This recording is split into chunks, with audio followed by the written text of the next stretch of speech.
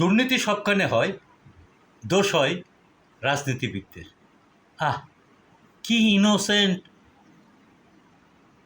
কথাবার্তা সালাউদ্দিন সাহেবের, যেন সালাউদ্দিন সাহেব ভাজা মাছটি উল্টে খেতে জানেন না।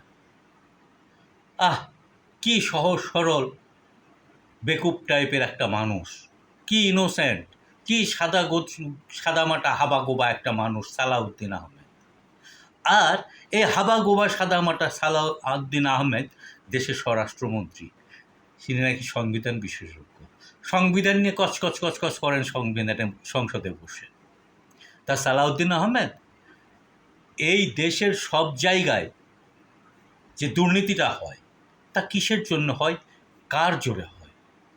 আর এই দুর্নীতিটা রাষ্ট্র ব্যবস্থার মধ্যে গেঁথে দেয় কারা, দুর্নীতি করবার সুযোগ দেয় কারা? এই যে রাষ্ট্র ক্ষমতা দখল করে নিচ্ছে সামরিক উর্দি পরে, তোমার নেতাও নিয়েছিল, তোমার নেতা জিয়াউর রহমান সামরিক উর্দির নিচে রাষ্ট্র ক্ষমতা দখল করে, তারপর সে এসে রাজনীতিবিদ হয়। তার মানে এই যে রাজনীতিবিদ হলো, রাষ্ট্র ক্ষমতা দখল করলো, এই ক্ষমতা বৈধ করলো কে? সামরিক শাসনকে অবৈধ বলে কখনো কি বাংলাদেশের রাষ্ট্র ঘোষণা করেছে? যারা অবৈধভাবে ক্ষমতা দখল করেছে তাদেরকে কোনো শাস্তি দিয়েছে?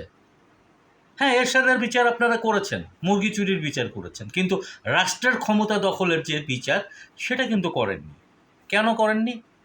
তার মানে আপনাদের যে সংবিধানটা আছে, এই সংবিধানটা রাষ্ট্র ক্ষমতা জোর করে দখল করলে বা রাষ্ট্র ক্ষমতা জোর করে দীর্ঘদিন দখল করে রাখলেও সংবিধান তাকে আপত্তি তুলতে পারে না।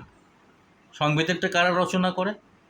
নিশ্চয় রাজনৈতিক ব্যক্তিত্বরা, রাজনৈতিক দল সংবিধান রচনা করে জনগণের ম্যান্ডেট নিয়ে। জনগণের ভোটে গণপরিষদ নির্বাচিত হয়, আর এই গণপরিষদের সদস্যরা হয় কিন্তু রাজনীতিবিদ এবং রাজনৈতিক দল।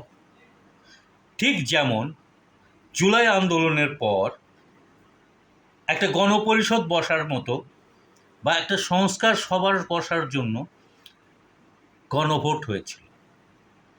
সেই গণভোট তুড়ি মেরে কে উড়াই দিল? সালাউদ্দিন সাহেব। সালাউদ্দিন সাহেব তার মুখপাত্র হিসাবে, বিএনপির মুখপাত্র হিসাবে বলল যে ইন্টিরিম সরকার তাদেরকে চিট করেছে। কোথায় চিট করলো? ওরা গণভোটের জন্য আমাদের সংবিধান জুলাই সনদ বাস্তবায়ন করার জন্য ভোট নিয়েছে। তো ভোটটা যে নিল, সেই ভোট যে ডিক্লেয়ার করলো, সেই ভোট কি সংসদ নির্বাচনের ভোটের সাথে আলাদা করে ডিক্লেয়ার করেছিল, না একই সাথে একই দিনে ডিক্লেয়ার করেছিল? সালাউদ্দিন সাহেব তো চিৎকার করে বলছিলেন, মির্জা ফখরুল চিৎকার করে বলছিলেন, ভোট দেন, অনির্বাচিত সরকার দেশ চালাতে পারে না। তাহলে অনির্বাচিত সরকার যদি দেশ না চালাতে পারে, অনির্বাচিত সরকার বা নির্বাচিত সরকার কি সংবিধান সংশোধন করতে পারে? নাকি সংবিধান সংস্কার করতে হলে, জুলাই সনদে অনুযায়ী দেশকে, রাষ্ট্র ব্যবস্থাকে ঢেলে সাজাতে হলে জনগণের মতামত লাগবে? হ্যাঁ, জনগণের মতামত ইন্টিরিম সরকার নিয়েছিল হানা ভোটের মাধ্যমে। সে হানা ভোটেরকে তুড়ি মেরে উড়াই দিল কে? বিএনপি এবং বিএনপির মুখপাত্র হিসাবে সালাউদ্দিন আহমেদ। তাহলে সালাউদ্দিন আহমেদকে যে রাষ্ট্র ব্যবস্থা সব সময় দুর্নীতি করার সুযোগ দেয়, সেই রাষ্ট্র ব্যবস্থা নির্মাণ করার জন্য রাজনীতিবিদদের দায়ী করবে না কেন? সামরিক উর্দির আড়ালে যখন জিয়া এরশাদ ক্ষমতা দখল করলো, এদের কি বিচার হয়েছিল? রাষ্ট্র কি সামরিক যে শাসন ব্যবস্থাটা বাংলাদেশে ছিল দীর্ঘ সময় ধরে, সেটাকে নাকচ করতে পেরেছিল? তার মানে আপনার সংবিধান গণতান্ত্রিক সংবিধান বলছেন ঠিকই, কিন্তু এই সংবিধান স্বৈরতন্ত্রকে বা স্বৈরাচারকে আত্মীকরণ করতে পারে, অ্যাডাপ্ট করতে পারে।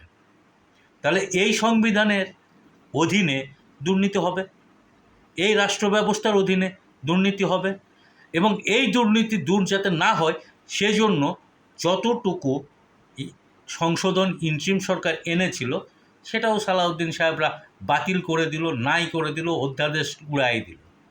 তাহলে সালাউদ্দিন আহমেদ এই যে শয়তানি, এই যে বদমাইশি, এই যে দুর্নীতি, এই যে ঘুষ পাচার লুণ্ঠন হয়, সেটা কি রাষ্ট্র ব্যবস্থা ছাড়া হয়? আর রাষ্ট্র ব্যবস্থা কি জনগণের প্রতিনিধি বা রাজনৈতিক নেতৃবৃন্দ ছাড়া নির্মিত হয়? তাহলে আপনার এই ইনোসেন্ট প্রশ্নটা করে আপনি কি সহানুভূতি আদায় করতে চাচ্ছেন জনগণের? জনগণ কি এটুকু বোঝে না যে আমাদের দেশের মাথায় যখন হিসাবে কাজ করে ইঁদুরগুলি, তখন সেই ইঁতরামির দায় তলা পর্যন্ত জনগণ ভোগ করে, জনগণকে ভোগ করতে হয়।